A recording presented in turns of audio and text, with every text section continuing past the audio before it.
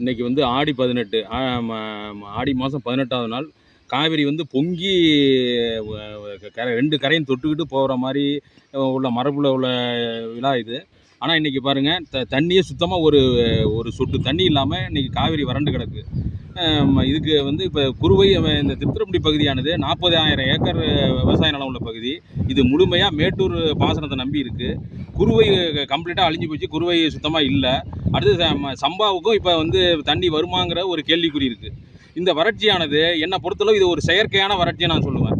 ஏன்னா போன தடவை நான் 6 தடவை டேம் நம்பி தண்ணியை எல்லாமே கடலுக்கு கொண்டு போய் விட்டுட்டோம். பல லட்சம் கனடி கடலில் போன வருஷம் கலந்தது.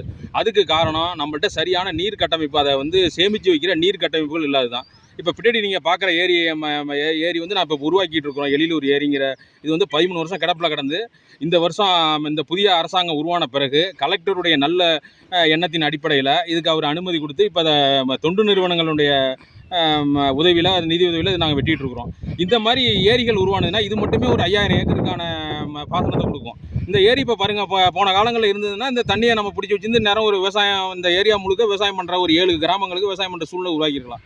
நீர் கட்டமைப்புகளை வந்து உருவாக்கினால் மட்டும்தான், ஏரி குளங்களை தூர்வாரி இதை உருவாக்கினா மட்டும்தான் நம்மளால் வந்து விவசாயத்தை செழுமையாக செய்ய முடியும், வறட்சியை போக்க முடியுங்கிறது தெரிஞ்சுக்கணும்.